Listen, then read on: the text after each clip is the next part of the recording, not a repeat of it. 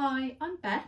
I'm the owner of Telling Yarns, and I wanted to take the opportunity to use this video to show you all about Telling Yarns, tell you how I started, what inspires my colourways, where I source my yarn, and a little bit about the company generally. So I am predominantly on Instagram. I do some vlogcasts from time to time on YouTube, so you check those out as well. I sell everything through my website, which is tellingyarns.com. On Instagram I am telling_yarns, and on YouTube I think I'm telling yarns, just search it. And I am a creative spirit, so I work as a PA in London as my day job, and then having been trained originally in art at sixth form here in Bedfordshire, I studied just art, literally. I forced my school to let me drop the other subjects so that I could just do fine art, photography, art. I then went on to Northampton University, where I did a foundation in art and design. So you do all kinds of things. You do a bit of graphics, bit of fine art, painting, pastels, life drawing, but you also do textiles, pattern design. We did screen print, all kinds of things, and I absolutely loved it. I could see a scope for creativity in every area of life. I went from there on to Central St Martin's in London to do a specifically fine art degree at Byam Shaw Fine Art College. It was a very conceptual college where I would paint quite a, not photoreal, but on that kind of spectrum, photoreal-esque portrait, with sort of my own flair to it, and break it up a bit and have some natural painterly marks in it. And then my university tutor, or whatever you would call them, professor, would come and say that they liked maybe a tiny swatch of blue in the background and that I should just focus on that, which was cool. It was cool, and there was some really interesting things being created there, but it wasn't, I don't think it was literal enough for me. I'm incredibly creative, but on quite a literal, I look outside, I'm looking onto our family farm. We're an arable farm here, out there, and I'm just thinking how beautiful the British countryside is on a cold January morning, and just thinking of all the colours and things and how I want to represent that as it is. I'm not conceptual, I don't think. So I didn't end up completing my degree, but I did study there for a period of time, and was influenced a lot being at Central St Martin's regarding textiles and fashion. It's always been something I've been interested in. So I kind of, life goes on. You need to pay the bills. I have 3 children and a husband, and we need to sustain life. So I went into office work and ended up becoming a PA in London. So that's something I do enjoy, but it's not particularly creative. And I found, as time went on, the sort of slog of that lifestyle and long days with commuting, that I was missing this essence of creativity, this sort of tickling, no, that's the wrong word, this kind of like meandering thought process that comes from being creative. So I started to paint again. I ended up applying for Sky Art's Portrait Artist of the Year, and out of nowhere was so surprised, because I barely even finished the portrait when I put it in. I did actually get a spot on there, and I went and filmed at the name of the museum escapes me now. Oh, the Wallace Collection in London. Went and filmed there, and was lucky enough to paint David Gandy, the incredibly good-looking model. So yeah, check that out if you want. It's one of the older series. I think it was reshown on Channel 4 as well recently, rather embarrassingly. So I really got back into how creativity is good for the mind and soul. It really gives you something to focus on and something that kind of drips away in the background. And when you're out for a walk or you're cycling to work or what have you, these things kind of come in out of nowhere and build into this idea.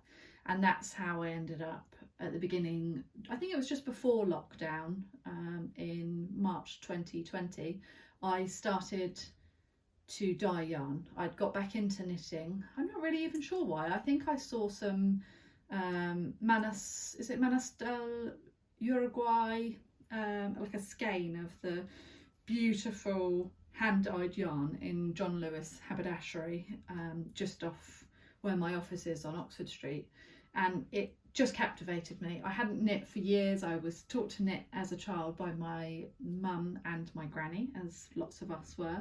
I think I was repeatedly taught every 2 years, my poor mum, to knit, and she still had to cast on for me at this point in my early 30s.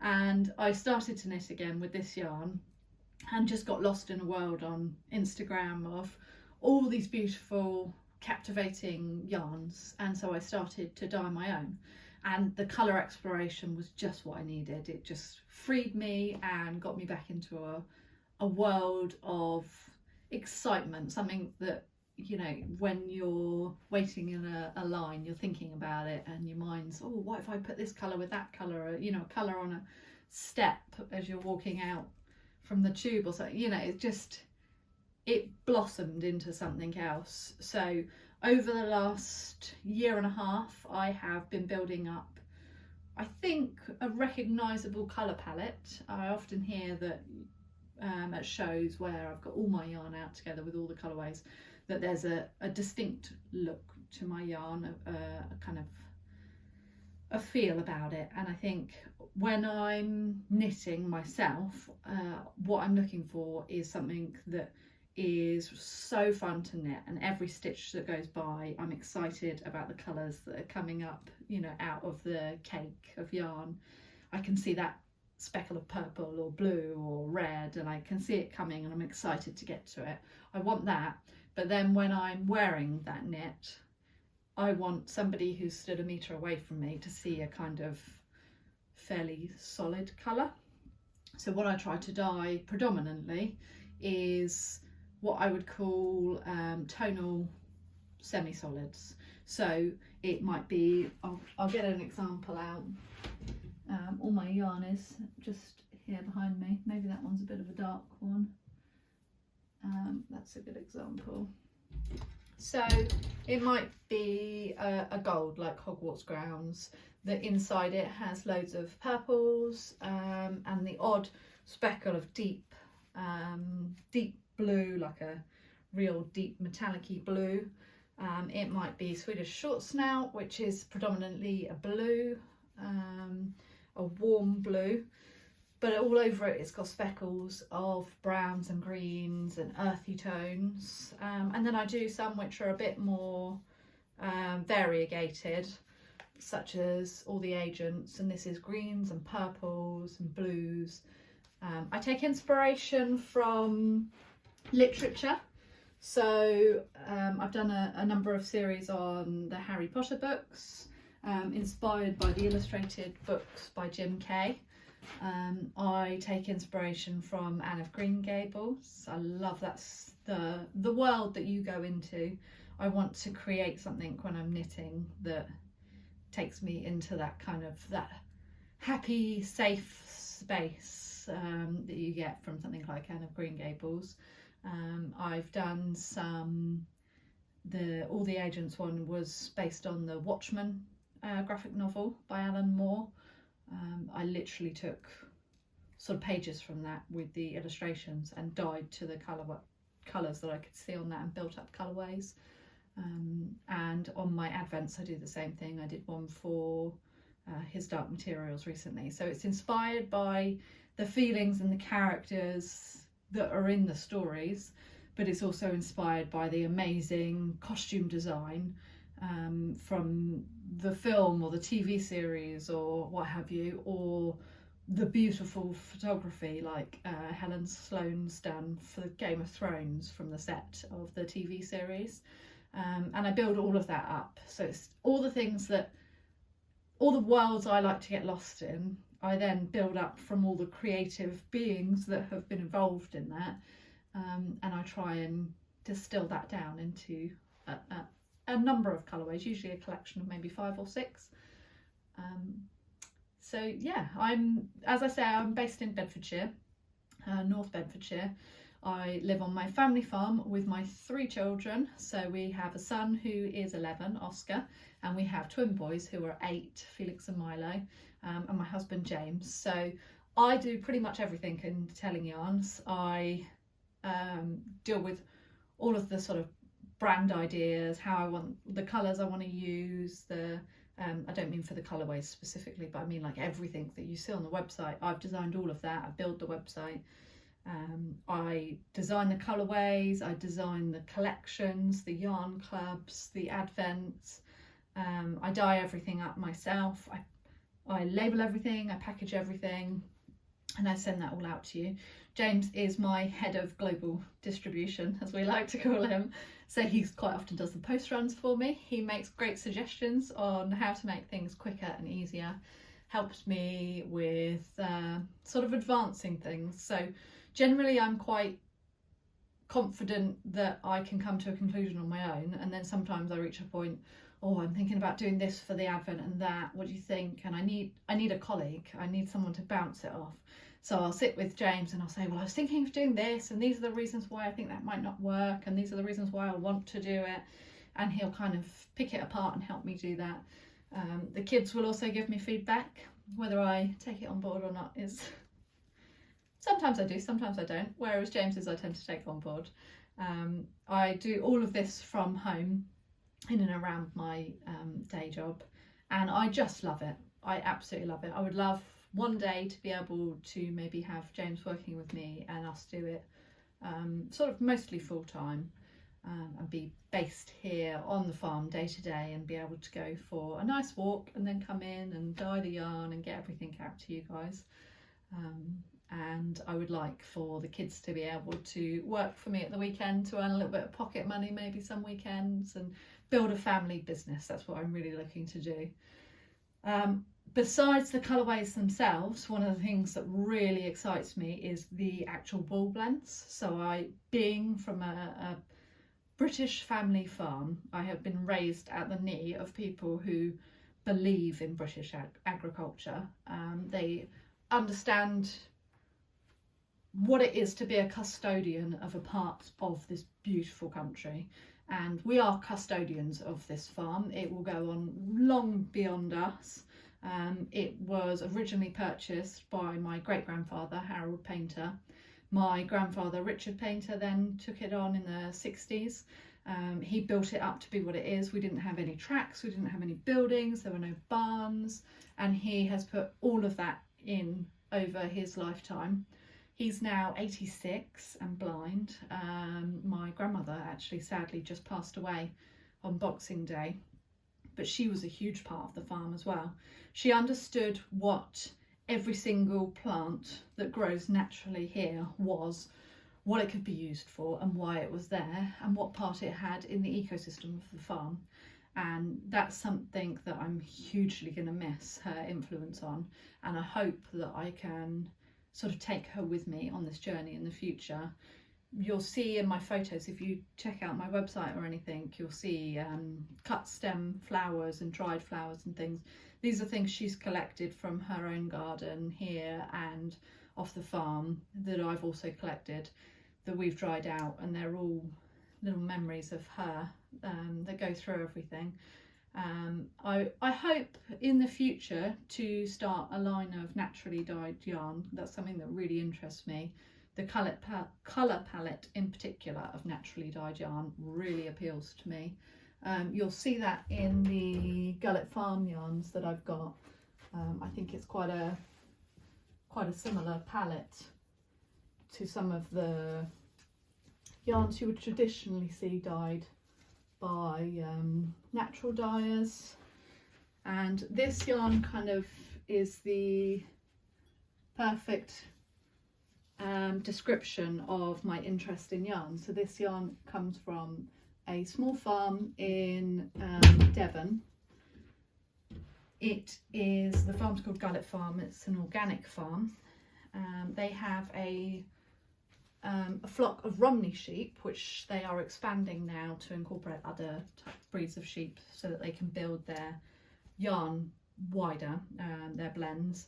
And I think that Stephanie, that runs that, will be taking on the yarn herself in the future. But at the moment we've been doing a collaboration where they grow the yarn, have it milled in Cornwall, and then they send it up to me and I dye it. And Stephanie and I worked on the colour palette together for this, and I'm really pleased with how it came out. So these are all from Gullet Farm, and this is pure British Romney wool. It's really toothy, really incredibly light. So I'm knitting a sweater in this, and I'm also knitting a sweater in a cashmere merino nylon blend for my son, because he likes really, really soft yarn, Milo does. And the difference in weight, the softness and airiness of this Gullet Farm is just lovely. So I am really interested in promoting British farming, British agriculture, and finding, British wool is what a huge part of this country was built on. A lot of the churches that you see were built off the back of the success of the wool trade.